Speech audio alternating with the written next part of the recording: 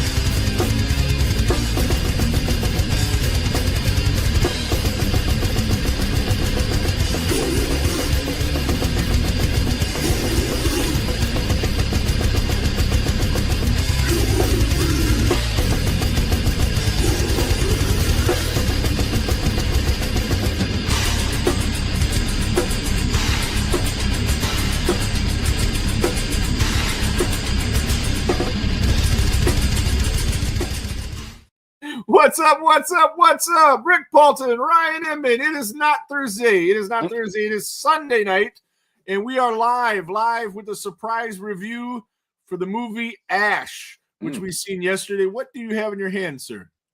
Well, I'm really happy, too. Eating some Jelly Belly, and I just got a popcorn flavor one, and it reminded me of last night. Because we got a free popcorn. We did get a free popcorn. That was cool. You got a free giant bucket of popcorn. Got a second. Yeah, it was a buy one get one free. Rick bought one, and I got one free. Yeah, it was cool. I did the deliver to your seat gimmick, and it wasn't there when I got to the theater, so I thought maybe they forgot or something. So I went up and I was like, "Oh, I'll just take it back to the seat. You don't have to come." And then I did, and then the same girl that packed up my stuff and gave it to me brought it to me again. Yeah, like 10 minutes later. Yeah. So I was like, "Oh, right on, cool, thanks." I felt bad for her. Because she was just like, "Oh, why did they make me do this again?" And Rick's like, "Well, I'll take it since you're here." She's like, "Okay." Yeah, because otherwise she would have had to drag it back up to the thing. She didn't want to do it. It's already written off into them that big popcorn's like 5 cents. Right. You know, what it really costs them, because they buy that in such bulk. Oh my God! Yeah, they must. Fountain soda for them is a nickel too.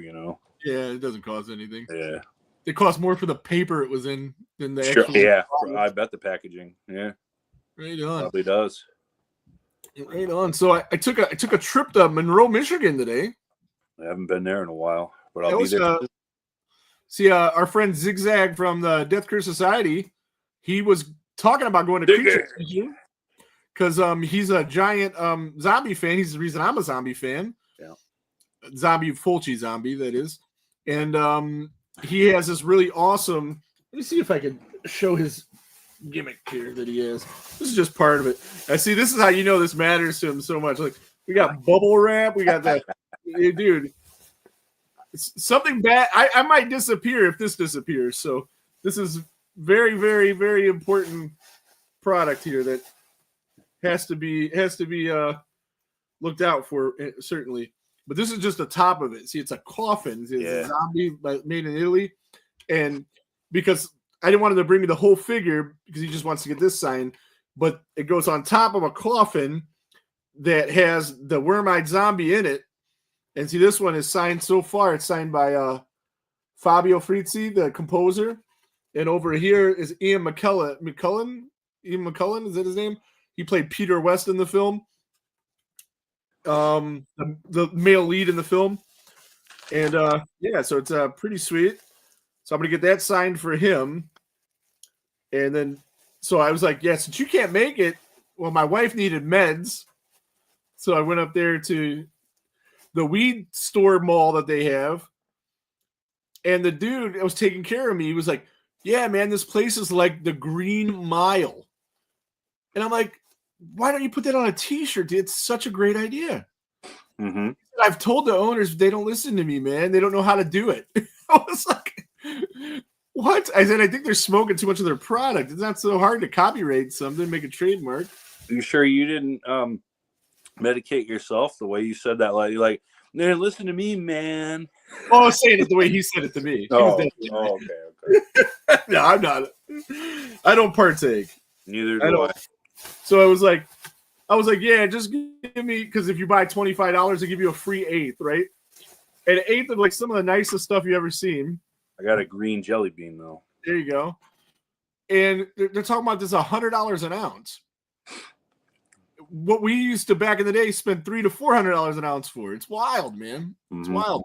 So got that for free. And somebody's in the comments. Let's see. I gotta switch over. Who's here? Tiki. He says badass. Hey, what's up, Tiki? We're doing a surprise show because we went to see Ash. We're gonna talk about Ash, but right now we're talking about my weed store adventure today. I think he'd be more interested in that than a big budget movie. I don't think that's a big budget movie, by the way. No, I don't think so. We'll get into that. I tried to find a budget. I couldn't find it. You couldn't find it? No. I think because it's not in like a lot of screens. It's not even in every theater. Like we've seen it at Cinemark. It's not at AMC and Regal. Interesting. So while we're there, like I went with my two of my three sons. I went with Eric and Ricky, and then Ricky didn't go in the weed store though. They don't let him. He's not allowed. So I had to leave him in the car like an irresponsible parent. He had the windows cracked. He was cool. I was just gonna say, you leave the windows.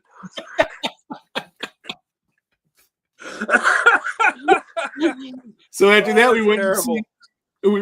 Before that, we went to get pizza. Barcelona Bakery. We went to Spanish pizza. What? It was good, dude. It was good. Not Freddy's, but he's not. No, it wasn't Freddy's. Freddy's is closed. Yeah. Because I was going to drive the extra half hour and go to Freddy's, because especially worth since I had every minute. Yeah, since I had it's much closer to Ziggy's house too. He would have liked it. Yeah, but I knew I had to be in Monroe too, and I'm like, is that kind of on the way? He's like, well, now it's another 20 minutes, but I wouldn't do anything today anyway. Once you're out there, man, you're out there. Yeah. So then I was like, we went to the the Michigan Museum of Horror, which we'd been there before, me and you. Yep. And checked out Nate Thompson. Nate Thompson's place. Yeah. Yeah. He added tons of cool stuff, man. I mean, there's a lot of stuff there. He has like a gimmicked up electric chair, which I think that might have been there last time. And you sit in it to take pictures, and you hit a button and it sparks and shit. Yeah, that was there. He had some more screen use stuff from Return of the Living Dead. He had like some of the prosthetics and stuff that was cool. He had Charlie Manson's ashes, some of Charles Manson's ashes, artwork from Gacy, which I think he might have had last time, one of them at least. But he got some more stuff. He's got the Dimebag Darrell that staged the Dime got killed on from Columbus, along with the copy of the newspaper from the day after. And some Rosa Vista or La Rosa? Alrosa Vista, yeah. Alrosa Vista. Did you ever play there? No. I had a couple friends that played there. It was in Columbus once, but not there. Yeah. It's a cool venue. And then that was it. I get a go to Creature Feature on Sunday, get that signed for Ziggy. He asked me to do it, but I already had the plan to do it. You know how before their shows they do the I'm Kane Hodder and you're watching Death Curse Society gimmicks. So I'm going to get one of those from this guy. And my plan was, even if he could speak English, was to have him do it in Italian and then have him subtitle it. He had the same plan, so that's cool. We'll get one in English, maybe one in English, one in Italian if we can. And he's going to try to get him on Death Curse Society and have Angelo Mariano, the artist that did my painting and a bunch of Ziggy's paintings, if he needs to translate, because he speaks Italian fluently. Sure. But nevertheless, so Ash, what was your thoughts going into this movie? Like, what were you kind of expecting? Hey, what's up, JP? Well, JP, I was excited, man, once I heard that Flying Lotus. And I knew nothing about him. Right, was directing this. And for those out there, and there's millions and millions and millions that played GTA 5. Oh, I thought you meant millions and millions watching us. The millions and no. Yeah, we played GTA 5, the longest running video game in history. Yeah, and biggest selling, and yeah. Tons There's a radio station in the game called Flylo FM, and he's the DJ of it. And it's a lot of his own tunes, but a lot of stuff he digs too. Yeah. And man, it just, I'd never heard of him before GTA. That's how I got familiar with him. But man, like when you're just driving in a game at night and stuff, man, you could just vibe out to that music. It's so good. It's like electronic hip hop, but it's mostly instrumental. Yeah.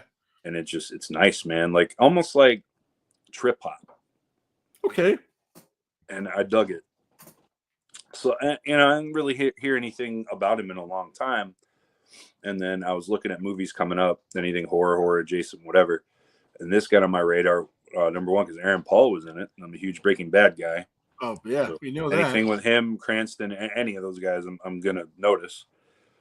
And then I looked at the director, Flying Lotus. I'm like, Flylo? And sure enough, yeah, it's him. And this is his first feature-length film that he's directed. Yeah. So I was like, okay, this is going to be, if anything, kind of trippy, and have have like a nice like acid house kind of vibe to it. So when I first see the trailer, I think I might have been watching some other movie. I think I might have played the trailer when I seen Jenny Pin, The Rule of Jenny Pin. I think I didn't get that with. But you got one that I didn't. Yeah, you were saying, so maybe we were at different branded movies. Yeah. But I think that's where I seen the trailer for it. And to me, it looked like a straight Alien ripoff. Like they showed scenes that were like duplicate scenes from Alien, like all crowded around the table eating, her walking through a room and smoke coming off of her like Ripley. And I was okay with that. But I was expecting a lower budget. Well, actually, Alien was a pretty low budget movie, actually, now that I think about it. But a lower budget Alien ripoff. Somebody was just an Alien fan making a sort of Alien movie, and I was fine with that. I like that kind of shit. I'm not mad. So that was my expectations going in. And like you said, very trippy, man. Like reminding me of the days when I partook in hallucinogenic drugs and how much this movie came out then. The color was unreal. The colors that he used, the cinematography, the editing, like for a first time. I mean, did you look at any of his credits? Does he have any? Flylo directing his music videos and stuff, but film, no. He did a segment for that VHS like horror thing, that anthology, but he just did a little short film for that. This was his first feature-length movie. But speaking of the visuals, though, a lot of that's owed to Richard Bluck, who was the cinematographer on this, and that dude's a veteran. That dude's a legend. Cool. He was a longtime collaborator of Peter Jackson's, like way back from Dead Alive. Nice. He was the second unit director of photography on all three Lord of the Rings movies. I was about to say, did he go with him with Lord of the Rings? Yes. All right. So for the second unit, the shit that shot all the background stuff without all the big actors, like mostly scenery, he was the director of photography for that unit. So man, imagine like that job. You know? He also was the cinematographer for Avatar and District 9. Right on. So okay, so I don't got the budget. I got the gross. Damn it. What it made so far. So far. Well, we'll get into that. Yeah. Another thing, a recent horror film he did also, and he didn't do X or Maxine, but he was the director of photography on Pearl. Oh, cool. That was my favorite of the three. That was my probably second favorite of the three. Was your favorite the newest one? Which name escapes me? Yeah, okay. Maxine, yeah. Maxine, yeah. Yeah, I think I liked them better as they went along. I think that they each got a little better than the predecessor. But even X is very good. Mm-hmm. Yeah, it's very good. Definitely a very good trilogy. So yeah, that was Richard Bluck, and it's probably a really good idea for Flylo to bring in a very experienced cinematographer for this, who could bring his vision to life. And I mean, if you can bring Peter Jackson's vision to life, then, you can probably get the job done for anyone. And James Cameron too, two heavy hitters this guy's worked for. Right. On some big, big movies. I mean, Avatar and the 3 Lord of the Rings movies, what money making bigger movies are there than those? The Avatar, knowing that he was, affiliated with that, kind of explains some of the palette choices that he had. A lot of blues. Mm-hmm. Yeah, a lot of dark blues, some grays, purple and pink too, like all over the place. And when there's red, there's not a lot, but when there is, it stands out really well. And there's a few shots where that red palette just is like, So since this movie's so new, we're going to try to keep this as spoiler free as possible. But for me, the first act, the first two acts was interesting, but it was like, to me, it was like kind of confusing. And I'm like, I'm going to have to watch this movie again because I don't really know what's going on. And I was able to kind of figure out what was going on too, like right away. And I know that this happened to her, and I know this is what she's doing, and I know blah, blah, blah. We don't want to get into too much. But in the third act, where the rest is revealed and everything, oh, I was on the edge of my seat the whole third act. I mean, it was amazing, you know. And Ricky too. I went to my youngest son, and he was ready to check out, man. You know, at the beginning, but the third act, he said this, he even said like, "Yeah, I couldn't take my eyes off the screen." You know, he was really, really, really, really liked it. And then it showed that I was right about what I thought the girl did or didn't do. Right. But it totally different reasons of why and how, and that started to make sense. And I don't need to see the movie again. I mean, I will see the movie again because it was great. But I thought I was going to have to come back like tomorrow. I'm like, what did I miss here? I kept thinking I missed something. It's that classic film thing. It's more about the journey than the destination. Yeah. And I was not confused at all through this, but it doesn't surprise me you said that. My girlfriend attended with too, and she said the same thing. The beginning was kind of heavy for her, but then that third act came in and it tied everything together. It just was like there was like a lot going on, and it was just kept making me think like I missed something, like, you know, like, because I know that there's be a lot to explain of how we got to where we're going. Yeah, but it just kept feeling like I missed something, which I don't think I did. Because in the third act, I mean, it made like tied everything up like a bow. Sure, you know, almost a little too much. What's that? Almost a little too much. Maybe. Oh, I freaking loved it. I don't know, man. I mean, but if you think about it though, when the way they tied it up though, it actually doesn't leave plot holes. No, it really laced it up nice, and like you're good. You're good. You don't, you know. But the special effects, which appeared to be mostly CGI, I'm pretty sure they were. Yes. Were great CGI though. Like you couldn't see holes in it like you can a lot of times when people use CGI. I didn't do too much research because we just went last night and I was busy all day today. So I don't think there was a lot of practical effects. I don't know that for a fact. That's just my speculation, if you will. Yeah, great. The CGI was great. It looked like a big budget movie, yes, but I don't think it was because it only made $700,000. In what, like first day? Yeah. Hold on. Let's see what we got here. We got a name I do not recognize. F. Bass says Richard worked on District 9. This is the filmographer, right? Executive producer of Ashes, director or writer of District 9. Okay, cool. Yeah. So, like I said, I movie was beautiful. The effects were great. Of course, Aaron Paul was great in it. He was kind of the glue that held everything together, acting wise. I thought. You didn't think? Okay, what do you think? Well, I hold Aaron Paul to a different standard than you because you've never seen Breaking Bad. I have not. Why do I do this show with them guys? I don't know. Okay, I'll get to it. I didn't have access to it when it was on. I told him last night before he rewatches The Sopranos for the 87th time, just watch Breaking Bad instead. Every time Donald tries to get me to watch a show, I'm in the middle of Sopranos, man. Hey, the last time I Season 4. The last time I told you to do that, you watched The Wire instead, and you thanked me for that. So yeah, absolutely. I love The Wire. Show's so good, man. Which I was trying to get him to watch, and he said he couldn't get into it. I was like, wow, I don't know, man. Donald didn't like The Wire?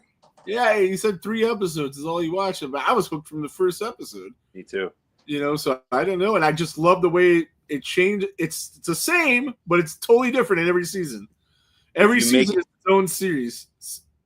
The thing with that, and I'll just keep it brief because we're not here to talk about that. Most people have seen it. It's 25 years ago now. Yeah, when I told Eric I was watching, he goes, "Oh, you're doing a rewatch?" Like, no, dude, first time. Yeah. But if you make it to me, and I was already into it, but the scene that really sold for me, and that is the chess scene, when they're talking about the humans are pawns Absolutely. for the bigger chess pieces, and it was like a big thing with baby Michael B. Jordan, and it's so funny, he was just a baby, just like 13, 14 in the first season of The Wire. And now, last night we saw a trailer for a movie where he's the lead guy. He's one of the biggest actors in Hollywood. Yeah, he's just a little baby. He's a little middle school, going on high school age kid in The Wire. And you already could see, though, that young, that he had something there. But back to Ash, you had a problem with Aaron Paul. Seemed kind of phoned in for me, man. I know he can do more. Okay. Yeah, I know he can do a lot more. But knowing what we know about him by the end of the movie, do you think that was on purpose? No. To try to chip you off to who he was? No. Being like maybe wooden and laconic at some points? No. Okay. See, and we talked about how it does wrap itself up. It doesn't really leave you any questions, which is fine. Because this isn't a movie there'd ever be a sequel for. It's just one and done story. Yeah, for sure. No, that I'll spoiler that. It's not an open ending. If they ever did a sequel, it'd be because this movie made a ton of money out of nowhere, and then it'd probably be somebody that had nothing to do with this movie making the sequel, and it would suck. Just to be a cash grab. Don't do that. Just give Flying Lotus money to do something else. Do something else, absolutely. Yeah. I'll say this. I'm definitely excited for that. I didn't think the script for this movie was very strong. Mm-hmm. I think they got way more out of it than they should have. Oh, absolutely. Because like I said, I didn't think the first act or two were slow or boring. I didn't. I wasn't confused. I was right along with it. But it wasn't strong. Yeah. If that makes sense to you. Yeah, it just seemed like, for me, it wasn't like, maybe confused might be the wrong word. It just, they weren't really telling why anything was happening or that it did. Yeah. I kept thinking that they did, and I missed it.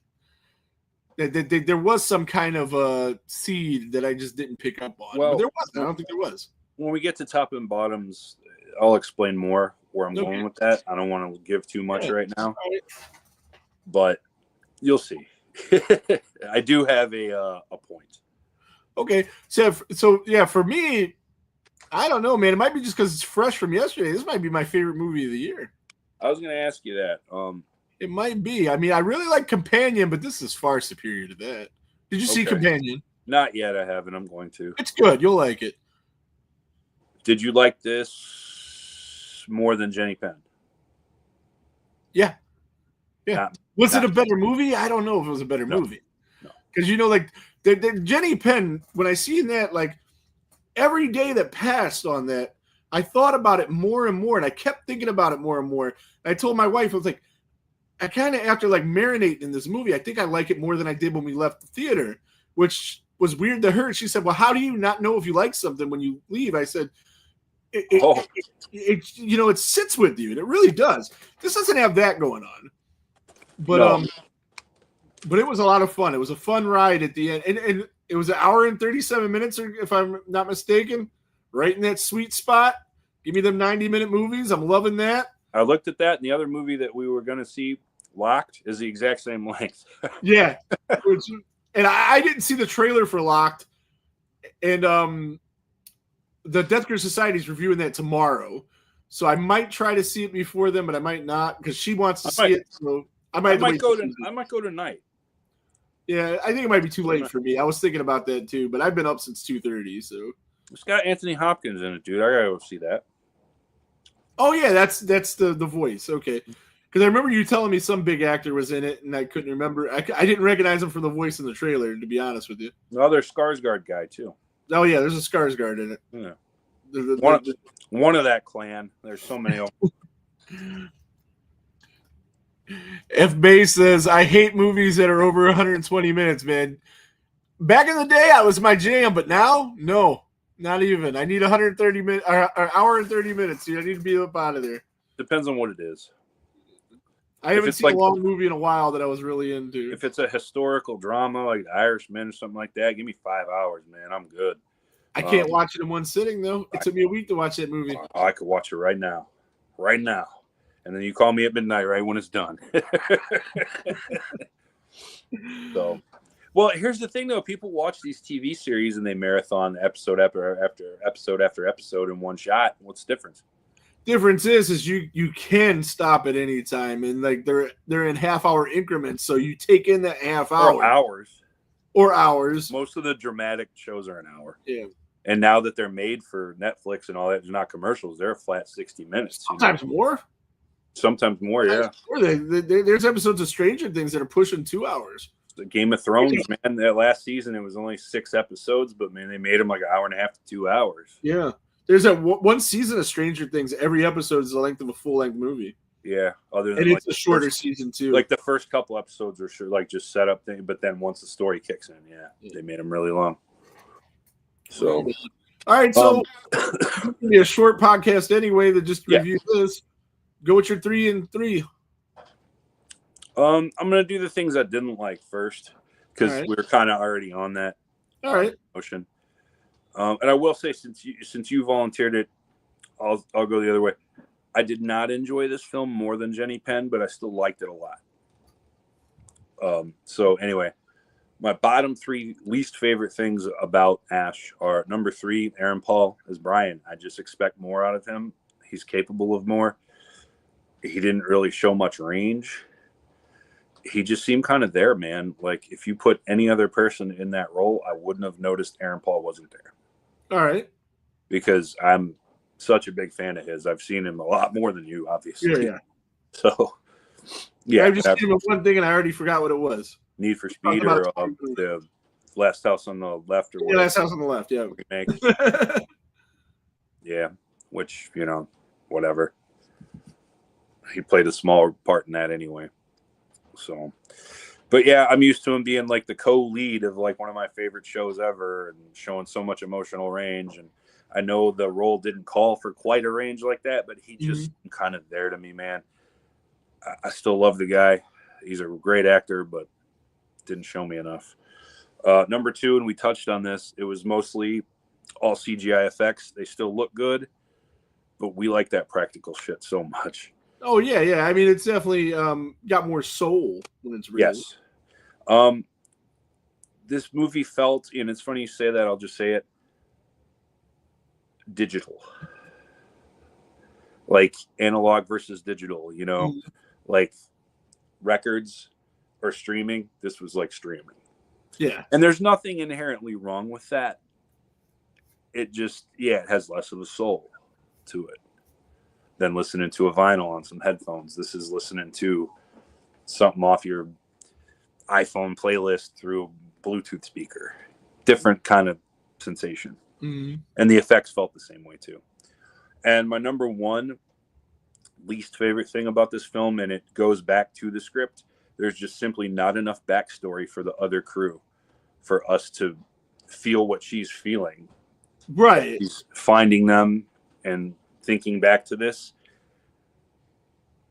What is her connection to this guy? Yeah, we had more than that one scene with them all together. Yeah. Like, what is her real connection to that girl or this guy or that guy? Yeah, where did they? Yeah, we didn't even know. There was no way to tell. She dated one of the guys. Yeah, there was no way to even figure that out. Until there was like a parenthetical line from Aaron Paul's character, like way deep in the movie, we would have no way to know that. Mm-hmm. Yeah, so that, again, soft script, not enough backstory for those characters. I think if you chopped out 5 minutes of just ambient space stuff and put a little bit more of that story in there, I think it would have been better for it. I can agree with that. So, and go on to my favorite things, and I actually put 4. I couldn't narrow it down to 3. That's cool. I put 4. We don't got rules. Number 4, and I won't get into details because, again, no real spoilers here. Mm-hmm. Was the robot surgeon. You dug that? Yeah, I knew there was a part that popped me pretty good. Like, yeah. I won't say what. I know what it is. Yeah. Kind of reminded me of Office Space. all I will say, 5 stars. Anyway, yeah, they probably got robot surgeon. What? You'll know when you watch the movie. You'll know what we're talking about. I'll just leave that at that. I had to mention it, and then I'll get into my real top 3. But I just had to mention that thing. Yeah, definitely. Because it was a pretty serious movie, but that added some comic relief, but it didn't feel forced. No, right. It fit, yeah. Whereas I was it gave you like the whole movie's like down here. It kind of brought you up for a second, I was bashing Hellraiser 3 and 4 because they added very, very forced humor at the ends of both of those movies. It didn't fit. This fit. Yeah. So A+ for that humor. Yeah, it was so shocking that where it was that it kind of startles you for a second. We laughed out loud. Yeah. And but then it brings you right back in. Yeah. So But it was nice. Just it humanized a moment, and it's something that's not human on the screen. It's not human. The artificial intelligence. Yes, but that's exactly what it did. Absolutely. Yeah. So, and now my top 3 actual things that I can talk about. Okay. Number 3 is Eliza Gonzalez as Rhea, the lead. I really, really enjoyed her. I really did. She showed a lot of emotion, the opposite of Aaron Paul. Like, just the tears felt real. The pain felt real when she was in pain.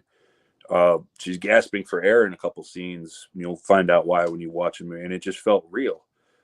I'm not very familiar with her. I know she's done a decent amount of work, but I thought she did a bang-up job, man.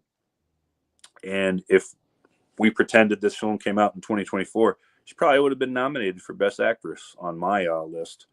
I don't know if she would have won it, but she would have been nominated. Actually, she wouldn't have won it. The woman from Oddity still would have won that, but whose name escapes me right now. But yeah, Eliza Gonzalez is Rhea. Fantastic. Number 2, we already spoke about this in great length, but I'll just mention it, is Richard Bluck's cinematography. This film is visually stunning. There's one particular shot in general with a certain background that's beautiful. And then later we get a shot of something very ugly happening, like juxtaposed to that beautiful background. And it was like there we go. I didn't even do that. It was like a yin and a yang kind of thing. And I don't know if Fly Low intended for that, but whether he did or he did not, it worked. Yeah, Misty, we went to see Misty, Ash. we are live. We just decided to do a real quick live about the movie, and we've done these in the past before. We're going to try to do these a little more often, but we're going to always do Thursday at 7, but randomly we do these sometimes, and they go over pretty good most of the time. Yeah. And that just leaves number 1, and it's probably no surprise to you. We spoke about it right after the movie. Oh, I knew what number 1 was. That's why I didn't bring it up yet. Absolutely. The music and the score is phenomenal. Absolutely. Phenomenal. It really took you on a journey of the movie. Everything was in the right spots. Yes. Me and my son were both kind of grooving to it. Like, oh, yeah. Bouncing around. You couldn't help but move. Especially when that action hits. Like, man, it's like, oh, yeah, I'm hyped, Mm-hmm. And I'll be this bold. This is going to win the award for best score this year. Nobody's beating it. Nobody's beating it. Well, nobody is. Flying Lotus. We got 9 months, buddy. I don't care. Or no, I think we got 9 months. It could happen. You never know. Might be nominations for cinematography or Eliza Gonzalez's performance. They get nominated, here and there. Lilo's winning best score. We'll see. We'll see. It's something to happen. John Carpenter could bring out something later on in the year. And I love me some John Carpenter, but it's still going to be a John Carpenter score. This is a score like no other horror film's ever had. That's true. It's something different. It's something so different. The whole movie was different too, and that's the thing. It wasn't like it wasn't an Alien ripoff at all. Not at all. See, and here's the thing: I didn't watch the trailer. I went in cold. Yeah, I read the two sentence, 1 paragraph, whatever, description of what it was. It was one of the best trailers ever. I'll watch it now. It didn't give you anything away. Okay. It gave you a general. This is kind of where we're at. That's all it was. And that's great because so many trailers, like Companion, I did not see the trailer that everyone else seen. Right. That totally gave away the whole freaking movie. I haven't watched the trailer, so I'm not going to. Mine was awesome. It just kind of, it actually, just like this, took you down a different road that wasn't the way the movie went at all. So when you went in, it was great.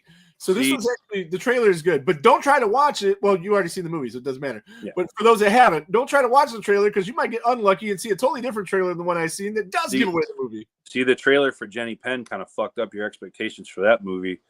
I stayed away from it I didn't watch it. Yeah. So I didn't know what I was getting into, and I'm so glad for it because, man, we learned that lesson with Strange Darling last year. Just some movies. Not me. I didn't see the trailer. Neither did I. But imagine if you did, though, it would have fucking ruined some shit. Yeah. I don't know. I didn't want to watch it. Like, it was Strange Darling. I told people, I'm like, don't even look it up. Just go. Yeah, that's what I told everybody. I said, the least you know about this movie, the better. Yeah, All I can do is assure you that it's great. With Jenny Penn, it's not as egregious to read a little bit about it or whatever, but still, I'd recommend people go see that ice cold. I haven't seen the trailer for this yet, but I will check it out when we're done. Yeah. And I also say this because I keep mentioning with Jenny Penn. If you see the same trailer I seen, you'll get how I thought it was an alien ripoff. Okay. Right away. No, that's probably just how they were trying to sell it. Maybe. But I'm glad it wasn't. I wasn't expecting. I didn't think Flying Lotus. And you read a description of it, so you got a little bit. Probably got more information than I got going in. Yeah. The description of it was just, oh wow, that actually sounds like something Flying Lotus would do, especially with the setting. And again, another movie in space. But with this plot line for this movie, it has to be in space. Yeah, for sure. There's no other way to do it. And I'll say that because I keep mentioning Jenny Penn just because so far that's my top of the year so far. I'll say this, guys. If you haven't seen it, see it. Yes, The Rule of Jenny Penn. That's the actual real name. Now, I liked The Rule of Jenny Penn more than Ash, but I'm more likely to rewatch Ash than The Rule of Jenny Penn, if that makes sense.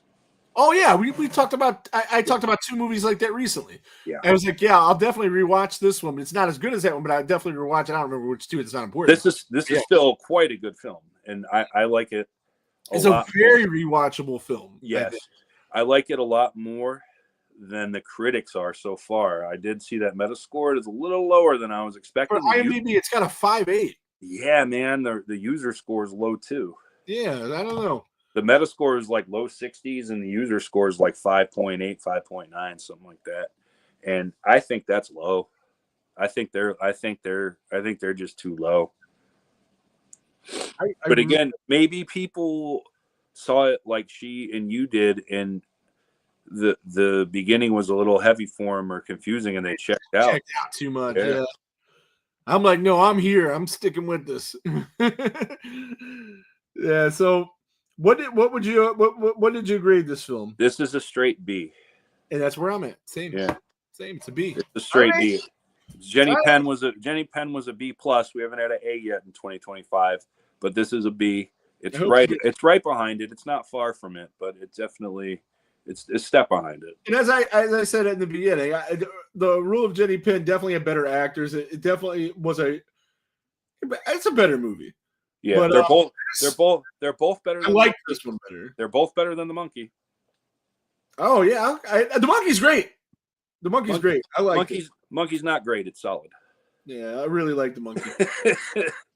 What did I go C plus? Solid top 5, man. Did I go C plus or B minus on The Monkey? I don't remember. I think you went C plus and I went B minus. I think you're right. I think I went C. We were a half a grade apart. Yeah. So yeah, so we got those three. We got Companion. It's starting off as a pretty decent year. A lot of good movies, but I don't think we've gotten that all timer yet. Like we haven't had a Long Legs even or a Strange Darling. Yeah, nothing like that yet. No, where we're like, this might be. I told you after Strange Darling, I said this might be one of the best movies I've ever seen in my life, and it was so good. We haven't even had a Quiet Place Day One yet, in my opinion. Yeah.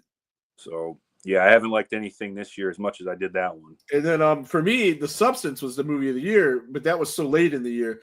The Strange Darling was number one forever, and then like I seen The Substance, I was like, it just edged it out.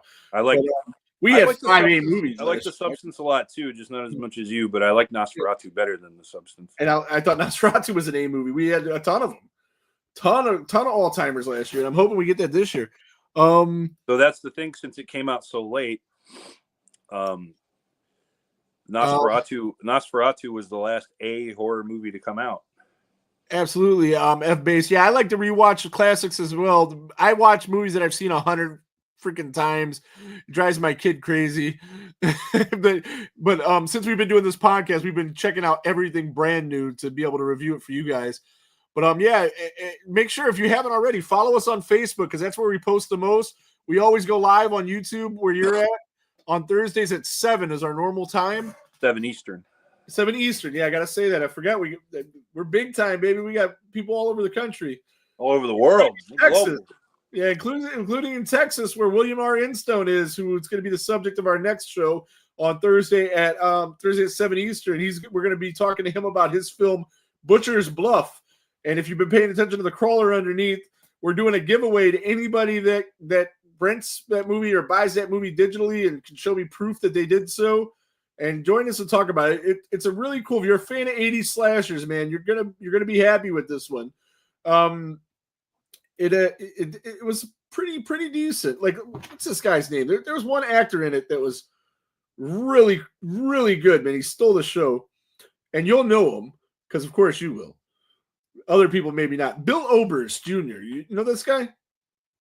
He's fucking great. And it had Jeremy London in it. It had Paul Taylor, who takes over, since we're doing the Hellraiser series. He takes over as Pinhead later. Brink Stevens had a decent little part. So it's got some name actors in it, and but Bill Oberst had a real role. What's that? Of Mallrats fame. Yeah, Mallrats out fame. Cold. His was more of a cameo. Like, he had a couple lines. He was in a scene or two. Really? Bill Oberst he had a real role. He was in the whole movie, different parts, and he really captivated you when he was on screen. Just his speaking voice and the dialogue, the way he delivered it, was really good. And it's just a really cool throwback to an 80s slasher, and I think everybody's going to really dig it, man.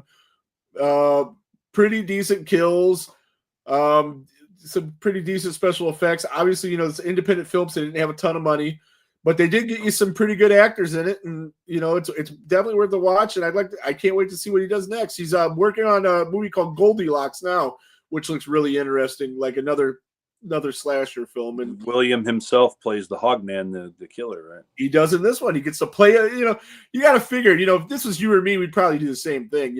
You figured out a way to make your own slasher movie. Mm-hmm. Of course you're going to be the slasher, at least for a scene or two. Mm-hmm. You wouldn't do it? No. You want to just be for one scene? No. Like Vinny does. No. If I were making my own slasher film, producing it, whatever, I would put myself in it and get killed by the slasher. Oh yeah, I definitely would do that. I want to be a victim, especially if it's a Friday fan film. I want to get killed by Jason. I'd rather be killed by Jason than be Jason. You wouldn't even want to be him just for one scene, like Ellen Luter, your feet walking. Oh, you can see my boots. Yeah, that's fine. I would. And then maybe if I do that, Adam Sandler will give me a job. So. He would. He would for life, even for life, even. She's still. Oh, he played at Jason's feet. Look at it do. Oh man! All right, guys. So we're gonna get out of here. This was a quick little thing. We still went 45 minutes. So it was almost a full-length episode, actually. Hey, just like Ric Flair, we can go 60 every night. We got to. That's what we do. 60-minute men. Woo! So tomorrow, Death Gear Society goes live at 8 Eastern. They're going to be reviewing the new film Locked, which we touched on briefly, with Bill Skarsgård and Anthony Hopkins. And that looks pretty cool. More of a thriller than a horror, if you ask me, from what I've seen of the trailer. Isn't that the other Skarsgård in that? No, it's Bill. It's Bill? Okay. Yeah, the hot Skars. I don't mean like hot, like he is good looking, but that's not what I meant. I meant like popular. Popular Skarsgård, all right? But he is good looking too. I can say it. I'm comfortable with my sexuality.